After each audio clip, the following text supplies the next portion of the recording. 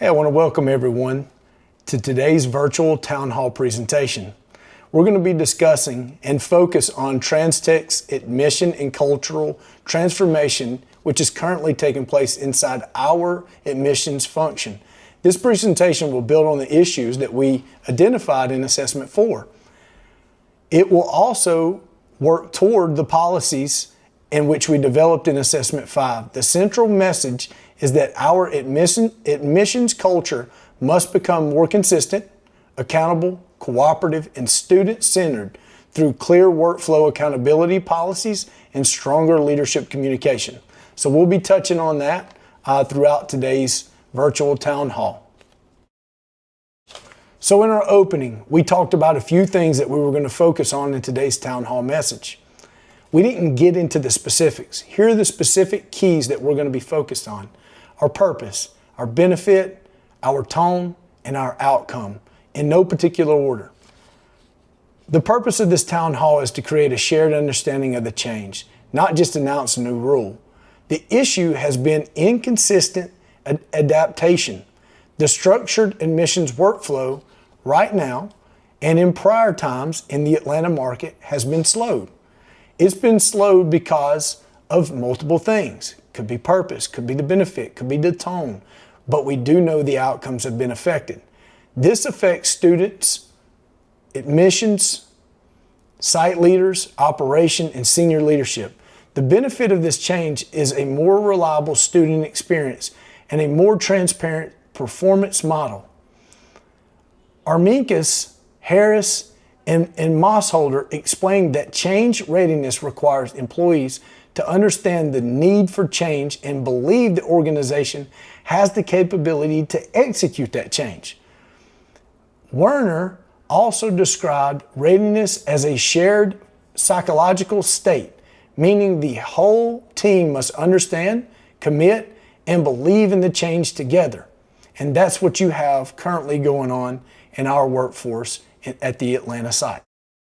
In this segment, we're going to talk about the organizational overview. The selected organization for this course is TransTech CDL Training School, specifically the admissions department. Admissions is where the student journey begins. The team must convert student interest into appointments, appointments into interviews, interviews into enrollments, and start-ready students into starts. Because the department works across multiple campuses and funding paths, the culture cannot depend on one personality. Our individual work style, it must be operationalized. This happens through shared expectations, clear communication, and consistent follow-through. Dennis and Mishire describe effect cultures as those that combine missions, involvement, consistency, and adaptability. In this segment, we're going to talk about what TransTech is, and we're also going to talk about the different types of cultures and how blended culture plays into effect. So let's get started. First, you've got market culture, which we've discussed in prior engagements. You've got adhocracy culture, you've got clan culture, and you've also got hierarchy culture.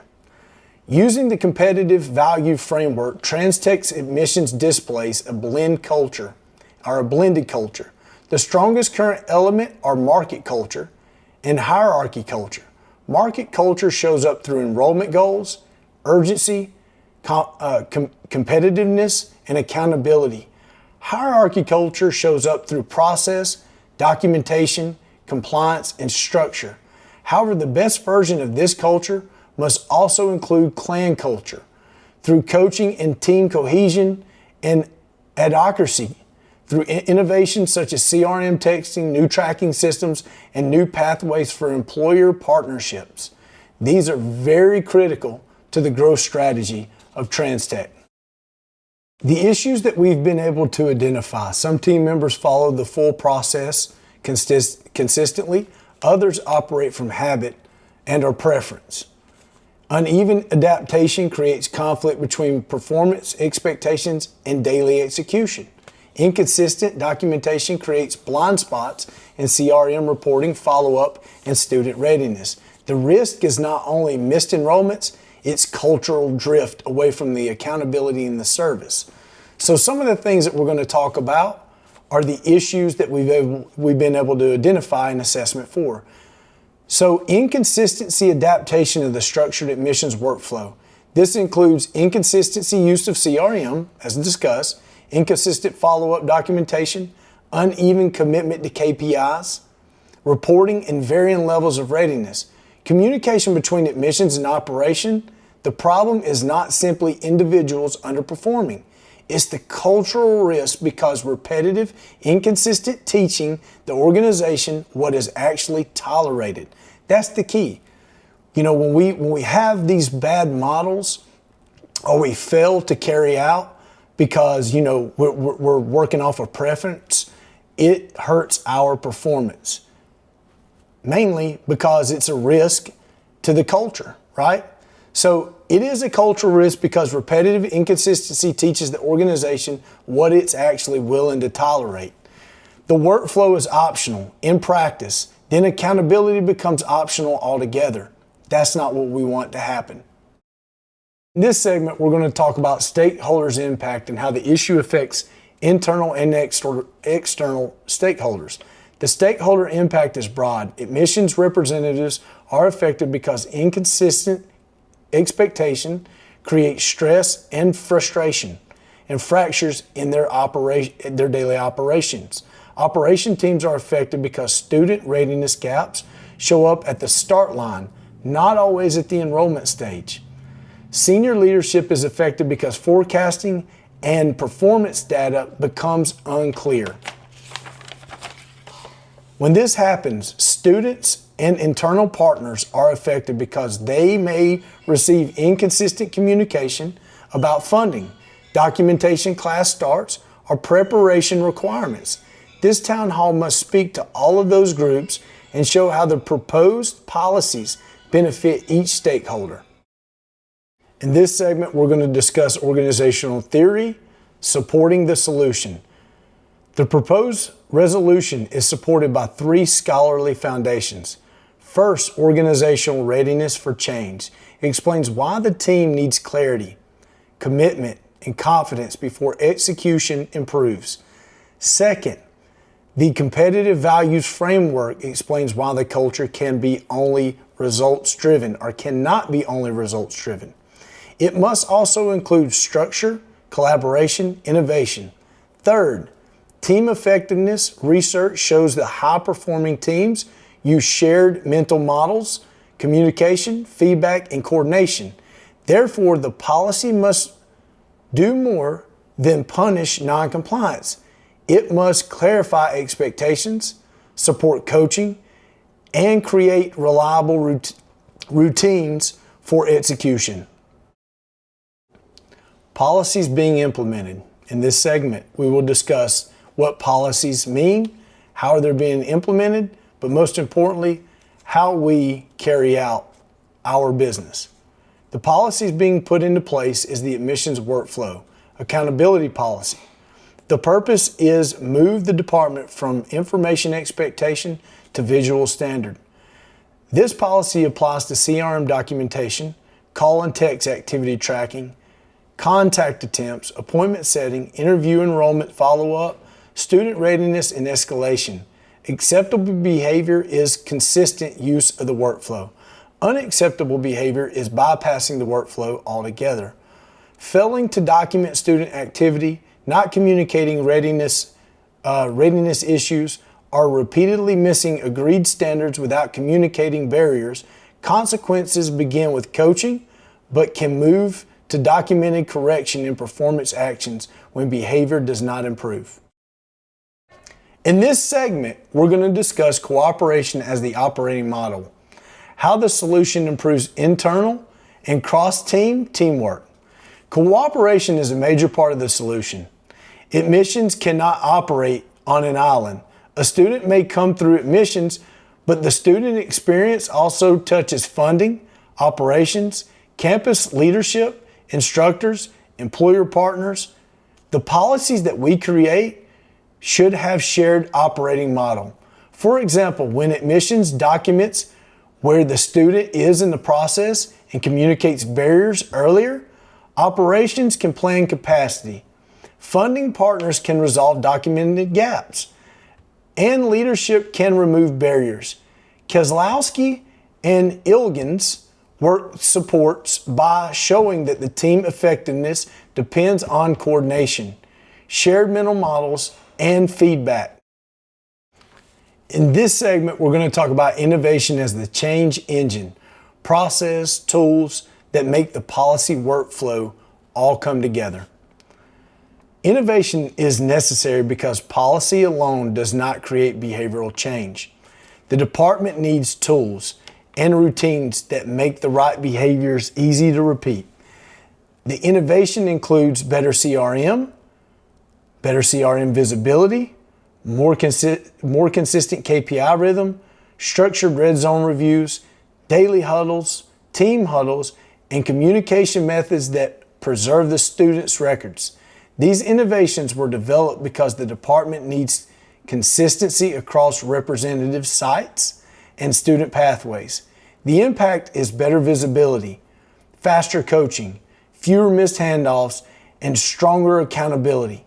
Edison's research on team learning supports the idea that teams improve when they can surface issues fast and learn from mistakes and adapt. Also, stuff like feedback loops, KPIs, CRM notes, huddles, weekly reviews, what is working and what is not working. In this segment, we're going to talk about leadership development plan, how leaders must support the policy in cultural transformation. We're going to talk about model the standard, coaching before correcting, use data fairly, develop future leaders, build psychological safety. Leadership development is part of the solution because the policy will only work if leadership consistently models and reinforces it. The leadership plan has 5 parts: model the standard, coach before correcting, use data fairly, build psychological safety, and develop future leaders. This matters because representatives must believe they can raise obstacles early on without being embarrassed or ignored. Edmondson defines psychological safety as a shared belief that the team is safe from interpersonal risk-taking. In this context, that means the team can talk openly about missed follow-ups, CRM gaps, poor show rates, or student barriers before those issues become a performance failure. This is actually one of the most important things that we're going to do throughout this segment because it is what establishes our culture. In this segment, we're going to discuss implementation roadmap, how the change will be rolled out and reinforced. The implementation roadmap moves throughout 3 stages.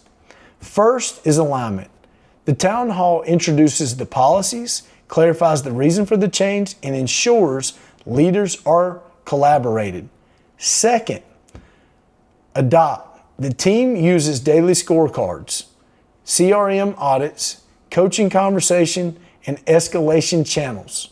Third would be improve. Leadership reviews trends, identifies friction, and adjusts the process. The key is that the implementation is treated as a leadership process, not as a single announcement. Change research shows that readiness and sustained efforts are built through communication, capability, and most importantly, reinforcement. In this segment, which is one of my favorite segments, we're going to be discussing expected benefits. What stakeholders should experience after the policy is adopted. The expectation benefits are practical and cultural. Students should experience cleaner communication and fewer missteps. Admissions representatives should experience clear standards and fair coaching. Operations should experience better student readiness. Leadership should gain cleaner data and stronger forecasting. Most importantly, the culture should become more consistent. The goal is not to create more bureaucracy. The goal is to create culture where expectations are clear, cooperation is normal, innovation is encouraged, and accountability is fair. As we close, I want to make the message simple. The transformation is about discipline, but is also about service. We will protect the student experience through consistent communication. We will use workflow as a shared standard, not as a suggestion. We will coach fairly, documentate clearly, and escalate barriers early. We will measure what matters and improve what the data reveals. The culture we are building is not about pressure alone. It is about accountability with support, urgency with professionalism, and performance with a clear mission. Our commitment is to lead the standard, protect the student, and execute together. Our references today. This reference slide includes peer-reviewed scholarly source that support the presentation. These sources connect the purpose, solution, and organizational culture, change readiness, psychological safety, team effectiveness, strategic leadership, and the competing values framework.